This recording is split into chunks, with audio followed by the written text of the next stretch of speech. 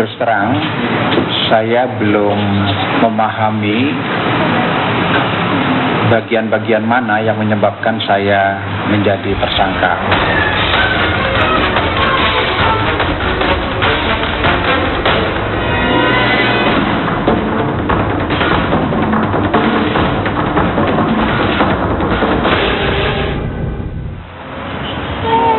Pemirsa, saya sudah bersama dengan Pak Ade Marfudin. Assalamualaikum, selamat malam Pak Ade.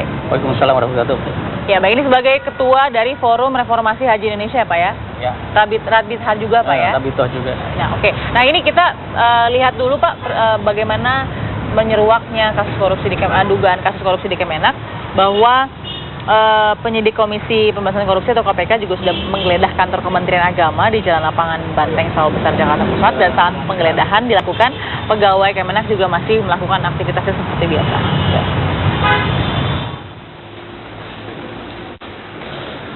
Sejak Kamis kemarin, penyidik KPK terus berkutat menggeledah lantai 1, 2, dan 5 kantor Kementerian Agama Jalan Lapangan Banteng, Sawah Besar, Jakarta Pusat.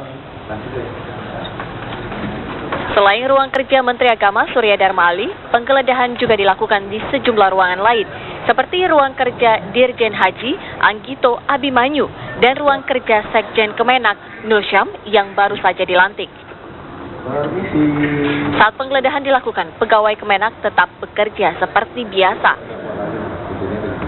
Penyidik KPK melakukan penggeledahan kantor Kementerian Agama setelah menetapkan Menteri Agama sebagai tersangka kasus korupsi pengadaan barang dan jasa penyelenggaraan haji tahun 2012-2013. Dari Jakarta, Yoga Kuspratomo TV One mengabarkan.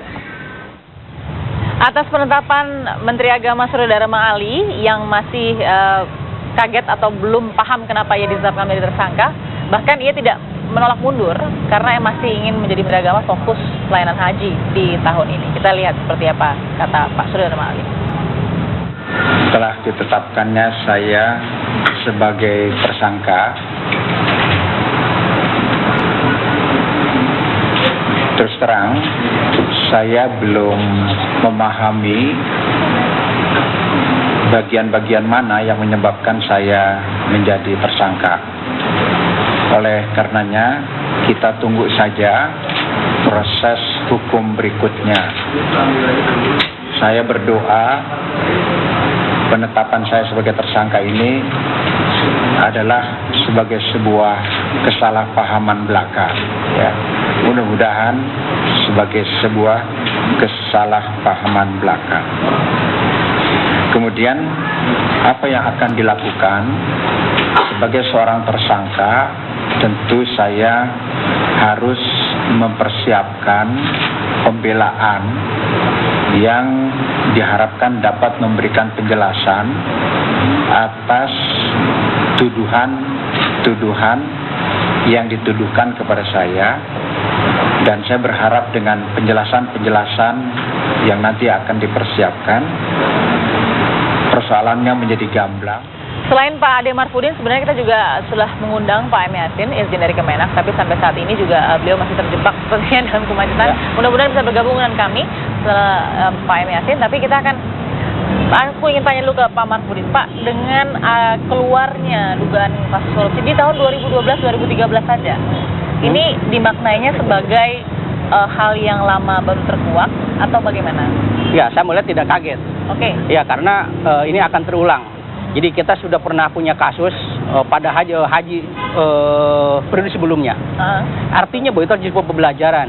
Tapi ternyata sekarang terulang kembali. Selama itu sistemnya tidak dibenahi, maka kita penyelenggara haji setiap musim, setiap rezim akan terus mengulang sejarah yang sama. Untuk itu saya pikir saya tidak kaget bahwa akan terjadi seperti ini. Karena begitu longgar, begitu pengawasan yang tidak ketat. Dan itu adalah peluang menjadi untuk digunakan yang tidak semestinya, ini akan terjadi. Pak Ade katakan kalau pengawasan kan bukan hanya dari Kemenak, berarti kan dari pengawas. Ya, ada yang mengawasi haji itu banyak, termasuk DPR, termasuk DPD, juga adalah dari Irjen juga sebagai pengawas, juga adalah dalam Undang-Undang Nomor 13 bahkan ada Komisi Pengawas KPHI itu sudah muncul. Harusnya juga berbuat maksimal untuk ini, tapi ternyata tidak. Kenapa? Karena yang dilahirkan dari KPHI adalah bukan yang ngerti tentang uang. Orang yang mengerti tentang persoalan-persoalan ibadah, bukan persoalan bagaimana uang kemudian bentuk apa, sehingga pincang di lapangan, nggak punya mana apa-apa menurut saya. Apa sih Pak kata Forum Reformasi Haji Indonesia mendengar kasus ini muncul? Nah, yang pertama saya melihat bahwa salah satu lembaga pasca reformasi itu yang tidak pernah direformasi Kementerian Agama. Yang tidak pernah direformasi artinya bahwa kita harus punya kemauan untuk merubah itu, di mana harus ada pemisahan tetap, di mana haji adalah bagian sebuah penyelenggaraan ibadah yang begitu besar, menyedot perhatian, bukan hanya masa yang besar, tapi juga adalah dana yang besar. Betul. Karena dana yang besar itulah tidak bisa main-main. Dari awal saya ingat, apalagi dengan sekarang dibuka terus masa pendaftaran jamaah yang terus dengan membayar porsi tanpa pembatasan ya, tanpa Pak? pembatasan. Artinya ini uang akan semakin menggunung. Semakin menggunung berarti peluang semakin besar untuk dilakukan hal-hal yang tidak semestinya. Siapa yang tidak tergiur dengan uang haji yang tidak pengawasan yang tidak ketat? Maka perlu lembaga-lembaga yang kita pikirkan ke depan. Saya kira harus kita belajar dari sekarang. Cukup 2 kasus ini, cukup kasus-kasus sebelumnya ini menjadi pembelajaran untuk kita semua, khususnya dana haji ini. Jangan dana haji menyakiti umat.